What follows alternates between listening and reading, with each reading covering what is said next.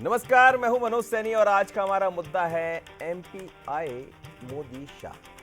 BJP को मिलेगी नहीं राह। क्या है खबर? जरा इस खबर को देखिए तो आपको कुछ समझ आएगा, कुछ हम समझाएंगे। पहले इस खबर।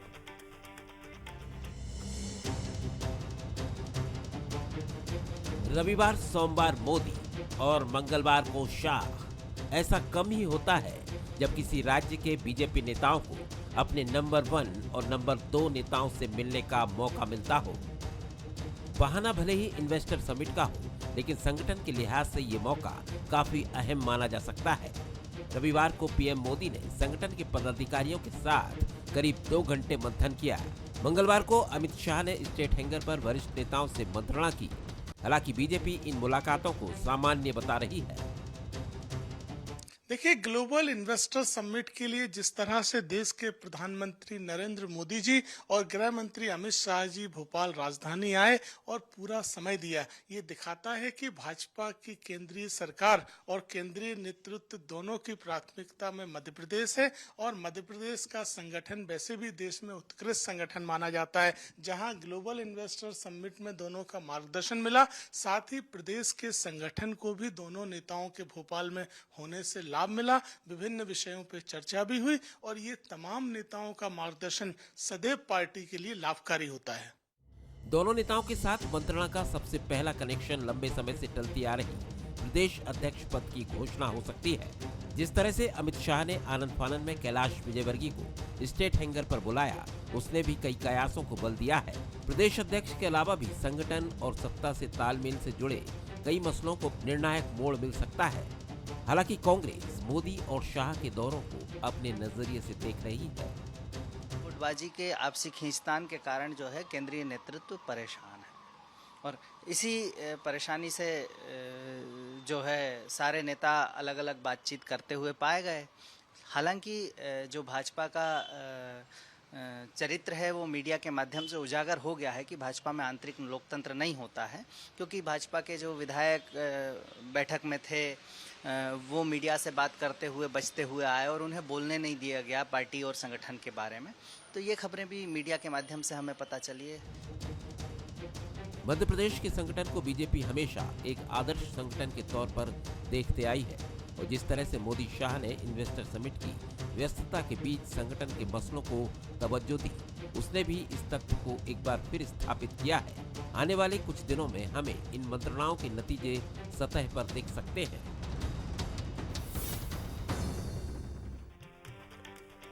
तो समझते हैं आज कि आखिर मोदी और शाह का दौरा क्यों हुआ मध्य प्रदेश में। वैसे तो ग्लोबल समिट में दोनों शामिल होने आए थे, लेकिन दो बड़े नेता अंतराल यानी एक दिन के अंतराल में आए तो फिर बात कुछ और भी होती है। और प्रधानमंत्री मोदी ने तो बाकायदा ट्वीट कर कहा था कि मैं मध्य प्रदेश को 2 दिन देने जा रहा हूं। और 2 दिन में देखिए क्या नहीं किया उन्होंने। मध्य प्रदेश की तारीफ भी की, संगठन को भी समझा, विधायकों के मन की बात भी जानी, अपने मन की बात भी कही। लेकिन इस मन में कुछ तो छिपा है। छिपा इसलिए भी है कि अचानक आप देख रहे थे तस्वीरें, जब अमित शाह वहाँ पहुँचते हैं तो मैं देख रहा था उमाशंकर गुप्ता दौड़ लगाते नजर आते हैं। बाजू से डॉक्टर नरोत्तम मिश्रा दिखते हैं, पूर्व गृह मंत्री, वो भी दौड़ लगाते हैं। यानी जब केंद्रीय नेतृत्व आता है तो ऊर्जा का संचार कैसा हो जाता है कि बाकी नेता भी दौड़ लगाने लगते हैं। लेकिन ये दौड़ है इस समय मध्य प्रदेश के नए कप्तान की। आखिर कौन होगा नया प्रदेश अध्यक्ष, क्योंकि ग्लोबल समिट हो गई है, उसके अलावा बाकी जो चीज़ें थी वो भी सब हो गई है। अब बारी तो यही है कि कप्तान की पारी कौन खेलेगा, तो समझेंगे इसको। लेकिन उससे पहले कि हम चर्चा को आगे बढ़ाएं, जरा बंसल न्यूज के ऊपर 3 सवाल देख लेते हैं जो सुलगते सवाल। क्या मोदी शाही की आमद से बढ़ेगी एमपी बीजेपी की ताकत? क्या भारतीय जनता पार्टी की प्रयोगशाला रहे एमपी में कोई नया प्रयोग कर सकता है केंद्र नेतृत्व? क्या शाह का नेताओं के साथ मंथन किसी नए सियासी समीकरण का संकेत? तो ये वो हमारे सवाल है। अब अपने मेहमानों से मिलवा देता हूं मैं आपको। शैलेंद्र राजपूत जी है, एग्जीक्यूटिव एडिटर, बहुत स्वागत है आपका शैलेंद्र जी। अजय धबले जी जोड़ रहे हैं, भारतीय जनता पार्टी के प्रवक्ता हैं। अजय जी आपका बहुत स्वागत है। संतोष गौतम जी है, कांग्रेस के सीनियर प्रवक्ता। आप दोनों का मेहमानों का बहुत स्वागत है। शैलेंद्र जी, सबसे पहले हम लंबे अरसे से ये चर्चा करते आए हैं कि आखिर मध्य प्रदेश की कमान अब किसके हाथ में जाएगी। लेकिन इस बीच में हमने देखा दिल्ली के चुनाव, बिल्कुल वहाँ पे ड्यूटी लग गई, सभी नेता वहाँ चले गए। फिर चर्चा ये आ गई कि अब जीआईएस होना है, बहुत बड़ी बात थी। लेकिन जीआईएस के बीच में एक नई बात आ गई कि प्रधानमंत्री 2 घंटे चर्चा करेंगे, वो 2 घंटे की जगह 2.5 घंटे चर्चा कर लिए। क्या देख रहे हैं, और कैलाश जी का अमित शाह से मिलना, क्या कुछ उसमें भी छिपा है? बिल्कुल, देखिए एक तो इस पूरे दौरे को हम दो भागों में बांट सकते हैं। एक तो सरकार के स्तर पर और दूसरा संगठन के स्तर पर। तो सरकार के स्तर पर देखिए, जिस तरह के भाषण प्रधानमंत्री नरेंद्र मोदी के हुए और अमित शाह के हुए, उससे आप अंदाज़ा लगा सकते हैं कि मध्य प्रदेश को कितनी तवज्जो दी जा रही है, क्योंकि इसमें भरपूर संभावना उनको दिख रही है। और देखिए, मध्य प्रदेश में संगठन के लिहाज से हम देखें तो आदर्श संगठन हमेशा से रहा है और इसको मॉडल संगठन के रूप में प्रस्तुत करती रही है बीजेपी। अब बारी है कि जो डिलीवर करती है पार्टी, तो मध्य प्रदेश को उसका मॉडल बनाने की मुझे लगता है तैयारी है। और जिस तरह की जमावट है और जिस तरह से मुख्यमंत्री का चयन हुआ चौंकाते हुए मोहन यादव का, और जिस तरह से टीम बनी यहाँ, तो ये मोदी और अमित शाह निश्चित रूप से इसको एक उस बात को साबित करने की कोशिश में है कि कैसे एक मॉडल प्रदेश बनाया जाता है। और मध्य प्रदेश में भरपूर संभावनाएं हैं, जैसे कि ग्लोबल समिट में भी हमने देखा, ना सिर्फ जनप्रतिनिधियों नेताओं ने इंटरेस्ट लिया, जब बल्कि आप उसको भी हल्के में नहीं ले सकते जिस तरह से उद्योगपतियों ने यहाँ इस बार रुचि दिखाई।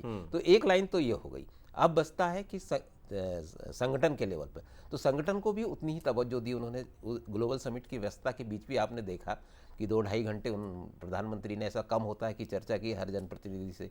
और अमित शाह ने जिस तरह से स्टेट हैंगर पर 20-25 मिनट चर्चा की नेताओं से, तो इसको हम देख सकते हैं। क्योंकि इस पहली तो संभावना यही है कि अध्यक्ष को लेकर अब घोषणा हो सकती, पर मुझे लगता है कि अध्यक्ष को जो भी समीकरण थे, अगर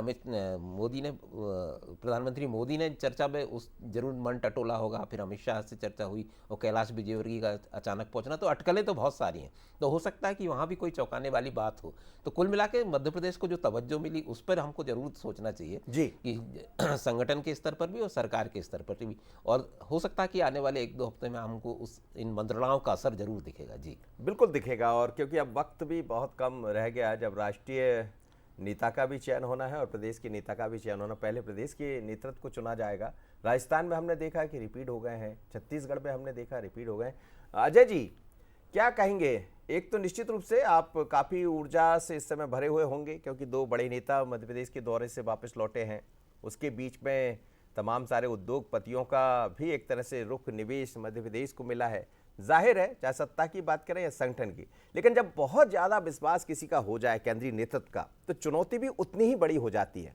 ये चैलेंज होगा, ये चुनौती होगी, क्योंकि अब तैयारी तो प्रदेश अध्यक्ष की होना ही है। जी मनोज जी, निश्चित रूप से जैसा कि आपने कहा कि जिम्मेदारी भी उतनी है जब मध्य प्रदेश की जनता बार बार आप पर विश्वास दिखा रही है और विश्वास के अनुरूप भारतीय जनता पार्टी की सरकारों पर खरा भी उतरना है, तो निश्चित रूप से जिम्मेदारी बहुत बड़ी है। लेकिन जिस प्रकार से भारतीय जनता पार्टी का संगठन है और हमारी सरकार है, एक जो अद्भुत समन्वय के साथ में जनता के बीच में जाते हैं, तो हमने देखा कि ग्लोबल इन्वेस्टर समिट जैसा एक सफल आयोजन भी हम बहुत शालीनता के साथ में और बहुत ऊर्जा के साथ में संपन्न करते हैं। उसी बीच में हमने सबने देखा कि मध्य प्रदेश में भारतीय जनता पार्टी के 2 शीर्षस्थ नेता, आदरणीय प्रधानमंत्री श्री नरेंद्र मोदी जी और आदरणीय गृह मंत्री जी, इन दोनों ने भी संगठन और सरकार दोनों को अपना जो अमूल्य समय दिया। इससे संगठन में नई ऊर्जा आई है। और जिस प्रकार से 2023 की जो ऐतिहासिक जीत हमारी हुई है, 2024 के लोकसभा के चुनाव में जो 29 की 29 लोकसभा सीटें हैं, हमने जो विजयश्री प्राप्त की है, उन सारे विषयों को लेके जब प्रधानमंत्री जी आपका उत्साहवर्धन करते हैं, यहाँ के कार्यकर्ताओं से संवाद के लिए प्रधानमंत्री जी, जब हमारे अध्यक्ष जी ने ये विषय रखा, उन्होंने हमारे अध्यक्ष जी ने जब आग्रह किया कि जब आप आदरणीय प्रधानमंत्री जी आप मध्य प्रदेश के दौरे पे आ रहे हैं, तो हमारे जो विधायक गण है, जो हमारे सांसद गण है, इनसे आपका संवाद का एक कार्यक्रम होना चाहिए। तो प्रधानमंत्री जी ने 2 घंटे से अधिक की, जैसा कि आप वहां खुद उपस्थित थे, आपने बताया कि 2.5 घंटे की चर्चा में जिस एकात्मता के साथ में वो चर्चा हुई है, और निश्चित रूप से ये कहीं ना कहीं भारतीय जनता पार्टी को हमेशा से चलायमान संगठन रखने की दिशा में एक कारगर प्रयास है। फिर आदरणीय गृह मंत्री जी का प्रवास होता है। गृह मंत्री जी सभी कार्यकर्ताओं को और हमारे वरिष्ठ नेतृत्व को भी सुनते हैं, उनसे संवाद करते हैं। तो ये कहीं ना कहीं भारतीय जनता पार्टी को, पार्टी विद डिफरेंस जो हम हमेशा से कहते हैं कि संपर्क, समन्वय और संवाद, ये निरंतर चलने वाली प्रक्रिया है। उसी वजह से आज भारतीय जनता पार्टी देश के अन्य राजनीतिक दलों से भिन्न है। मनोज जी, बिल्कुल भिन्न है, लेकिन इस भिन्नता के बीच में अब नया क्या होगा, ये भी नज़र इस पर है। गौतम साहब, आप क्या कहेंगे? देखिए, बात भारतीय जनता पार्टी की हो रही है, लेकिन ये भी कहीं ना कहीं विचारणीय हो सकता है कि अभी तो कोई चुनाव नहीं है भारतीय जनता पार्टी के भीतर, लेकिन बीजेपी का केंद्रीय नेतृत्व ये समझता है कि एक ऐसा गढ़ है जो 163 भी देता है, 29 भी देता है, और उसके बाद आप देखिए कितनी संजीदा है भारतीय जनता पार्टी। मैं इसलिए कह रहा हूँ क्योंकि 2 नेता आए, दोनों ने बात भी की, खुलकर बात की ये कांग्रेस के लिए भी चुनौती होगी। देखिए मनोज जी, सबसे बड़ी बात यह है कि जो ग्लोबल इन्वेस्टर समिट हुआ उसमें प्रधानमंत्री का आना एक सामान्य घटना थी, लेकिन जिस प्रकार से संगठन की उन्होंने बैठक ली, वो संगठन की बैठक कोई सामान्य घटना नहीं थी। इसका मतलब साफ है कि प्रधानमंत्री को स्वयं आना पड़ा और अमित शाह जी को स्वयं आना पड़ा, क्योंकि यही दो लोग भारतीय जनता पार्टी के कर्ता धर्ता है। इसमें मनोज जी जिस बात पर फोकस नहीं किया जा रहा वो ये है कि जेपी नड्डा इसमें कहीं नहीं दिखे। पार्टी के राष्ट्रीय अध्यक्ष वो है, संगठन के मामले कायदे से उनको देखना चाहिए, लेकिन ये पार्टी समझती है कि जेपी नड्डा की कोई सुनता नहीं है। सबको पता है कि असली ताकत कौन है। तो असली ताकत इसलिए आए दोनों लोग, इसलिए आए कि भारतीय जनता पार्टी में जिस प्रकार से आंतरिक द्वंद्व मचा हुआ है। आप देखिए गोविंद राजपूत और भूपेंद्र सिंह का युद्ध, गोपाल भार्गव और गोविंद राजपूत का युद्ध, ज्योतिरादित्य सिंधिया और रामनिवास रावत का युद्ध, कैलाश विजयवर्गीय और मोहन यादव के बीच इंदौर के लेकर वर्चस्व की लड़ाई, उनको प्रभारी का जो मंत्री यहाँ का किसी और को बनना चाहिए था, वो मोहन यादव जी स्वयं बने इंदौर के। तो मैं समझता हूँ कि जिस प्रकार से इनमें शीत युद्ध चल रहा है, शीत युद्ध नहीं अब तो कह सकते हैं कि खुलकर सामने आ गया है। तो अमित शाह जी ने कैलाश विजयवर्गीय को जिस प्रकार से बुलाया, मैं समझता हूं पावर बैलेंसिंग के लिए सारी कोशिशें की जा रही, क्योंकि सत्ता की लड़ाई की जो बंदरबांट चल रही है, मलाई की लूट की मलाई की जो बंदरबांट चल रही है, उसमें हिस्से की लड़ाइयां इतने चरम पर पहुंच चुकी है कि अभी संगठन के बूते की बात लेकिन नहीं, संतोष जी छोटे-मोटे लोगों को निपटाने की। एक बात आप मानेंगे कि ठीक है, निश्चित रूप से आप जो कह रहे हैं उन बातों पर भी गौर करना चाहिए, लेकिन देखिए भारतीय जनता पार्टी की मैनेजमेंट तो करती है, यदि कहीं आपके विचार भी मैं समझूं, आपकी बातों को भी मैं आगे बढ़ाऊं, तो ये तो लगता है कि चलिए ठीक है, ऐसा चल भी रहा होगा, लेकिन समय रहते उसको संभाल लेना ये भारतीय जनता पार्टी की खूबी है।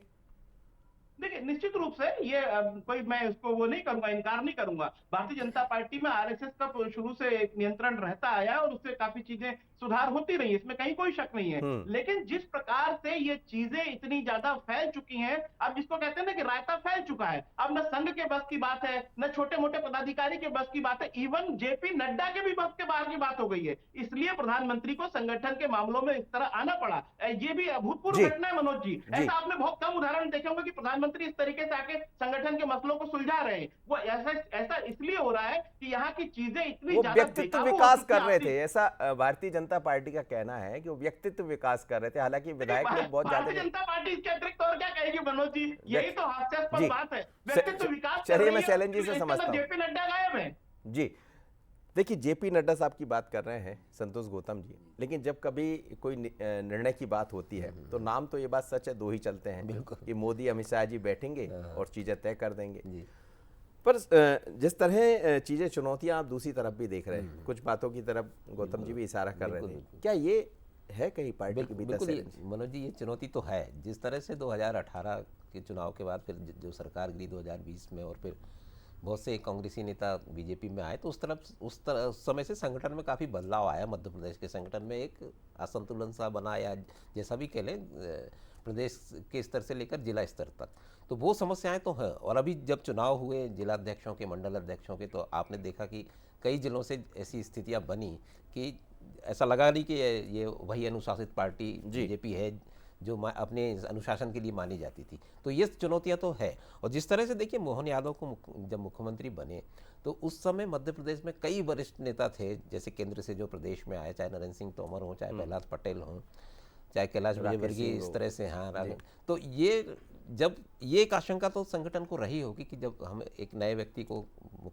कमान सौंप रहे हैं, जब उससे बहुत से वरिष्ठ नेता जो है तो उनकी भूमिका क्या होगी। हालांकि उनकी भूमिकाएं तय की गई, लेकिन कहीं ना कहीं एक अंदर खींचतान तो थी, क्योंकि ये खबरें आती रहती थी। तो ये निश्चित रूप से ज़्यादा तवज्जो इस राज्य को इसलिए दी जा रही है कि वो स्थितियां ना बने। बाकी प्रदेशों में ऐसी स्थितियां नहीं है कि इतने वरिष्ठ नेता हो एक ही पार्टी में और सबकी अपनी अपनी एक शख्सियत हो। लेकिन जैसा आप कह रहे हैं कि असंतुलन के बीच में संतुलन सेट कर देना, ये भी तो बीजेपी की वो होती है कि आप देखिए दो बड़े नेता आ गए, यदि ऐसा है भी, बैठ के चीजों को ठीक कर देना, और कहीं बात बाहर नहीं है। बिल्कुल, ये कवायद तो मुझे लगता है ये निश्चित रूप से इस दौरे की भी एक कवायद रही होगी।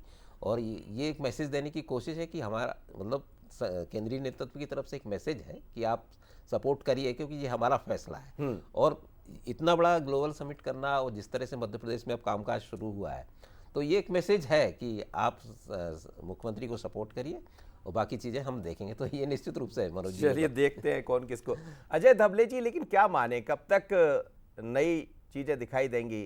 देखिए समय तो बीत चुका है बहुत पहले, पर इस बीच में कई आपकी व्यस्तताएं रही, जैसा आप कहते हैं दिल्ली के चुनाव थे, फिर जीआईएस आ गई। माने कि इस हफ्ते में कुछ नया दिखाई देगा? खबर का मकसद हमारा यही है कि क्या अब समय आ गया नया दिखने का? मनोज जी, निश्चित रूप से जैसा कि हमारे जो संगठन पर्व के अंतर्गत जो चुनाव होने थे, बूथों के चुनाव संपन्न हो चुके हैं, मंडलों के चुनाव संपन्न हो चुके हैं और हमारे जिलों के चुनाव संपन्न हो चुके हैं। तो अगले जो क्रम में है, केंद्रीय नेतृत्व ने चुनाव अधिकारी की भी नियुक्ति कर दी है, तो अगला जो क्रम है वो प्रदेश अध्यक्ष के चुनाव का है, जो निश्चित रूप से आपको आने वाले समय में देखने को मिलेगा। उस तत्पश्चात हमारा राष्ट्रीय अध्यक्ष का भी चुनाव है। तो ये तो स्वाभाविक प्रक्रिया जो भारतीय जनता पार्टी में चलायमान तरीके से चलती रहती है।